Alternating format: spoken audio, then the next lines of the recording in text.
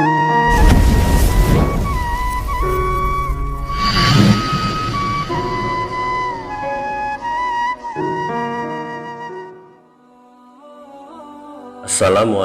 warahmatullahi wabarakatuh.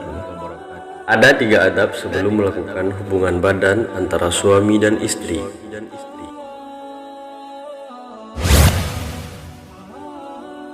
Adab artinya budi pekerti, tata krama ataupun sopan santun.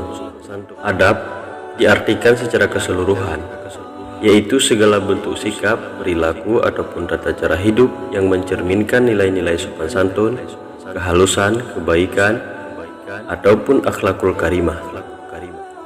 Orang yang beradab adalah orang yang selalu menjalani hidupnya dengan tata cara ataupun aturan-aturan yang telah berlaku. Tidak ada bagian dari aktivitas kehidupan di dunia ini yang terlepas dari tata cara ataupun adab.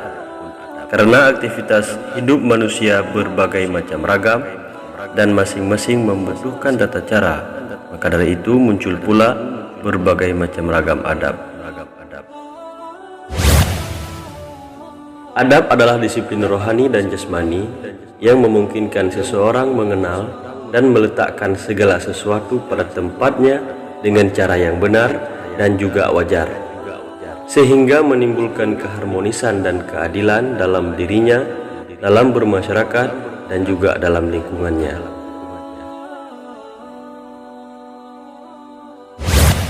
Dalam Islam, dimanapun, kapanpun, dan apapun itu, adab merupakan hal yang paling utama yang perlu dijaga.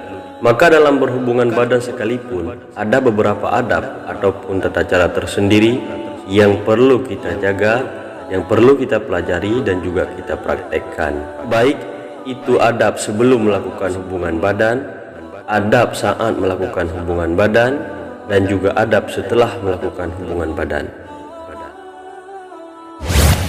Sebelumnya, jangan lupa dukung terus channel ini dengan cara like, subscribe, dan aktifkan juga notifikasinya supaya tidak ketinggalan ilmu-ilmu bermanfaat yang selanjutnya.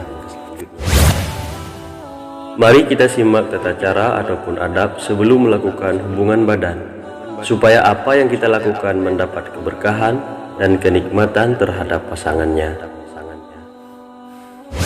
Sebelum melakukan hubungan badan, ada 3 adab ataupun etika yang perlu dijaga.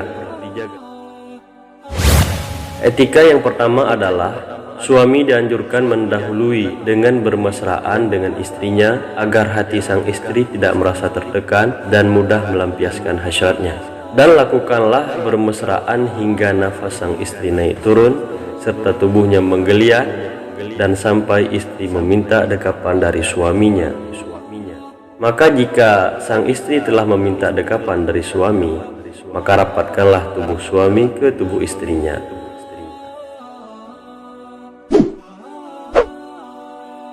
Sahabatku yang seiman dan seagama, etika yang kedua adalah janganlah menyetubuhi istri dengan posisi berlutut. Mengapa hal itu terlarang? Karena ada 2 alasan.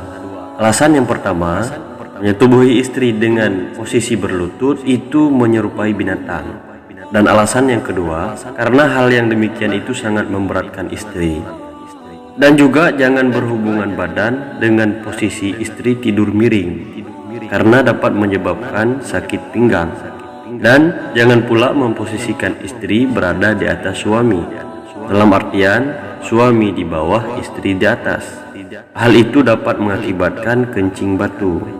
Akan tetapi, posisi berhubungan badan yang paling bagus dan posisi berhubungan badan yang dipilih oleh para ulama fuqaha dan ahli medis adalah meletakkan istri dalam posisi terlentang dengan kepala lebih rendah daripada bokongnya, dan bokong si istri diganjal dengan bantal serta kedua pahanya diangkat dan dibuka lebar-lebar, sementara suami mendatangi istrinya dari atas dengan bertumpu pada sikunya.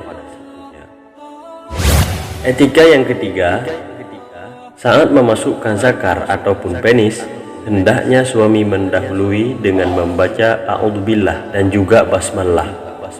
Di samping itu, sebelum memasukkan takar, hendaknya sang suami menggosok-gosokkan penisnya dulu di sekitar vagina istrinya sambil meremas-remas payudara dan juga melakukan hal-hal yang lain yang dapat membangkitkan syahwat birahi istrinya.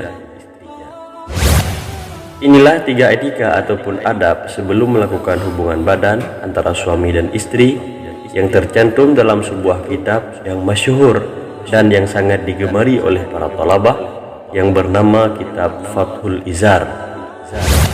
Jangan lupa tunggu sesi selanjutnya mengenai 3 etika saat melakukan hubungan badan dan 3 etika setelah melakukan hubungan badan. Sahabatku yang seiman dan seagama, jika bersedia, jangan lupa ikuti terus channel Gerbang Santri dengan cara klik tombol subscribe, like, komen, dan share. Dan jangan lupa aktifkan juga notifikasinya supaya tidak ketinggalan video-video selanjutnya. Mohon kritikan dan masukannya jika terdapat kesalahan ataupun kesilapan dalam penyampaian kami.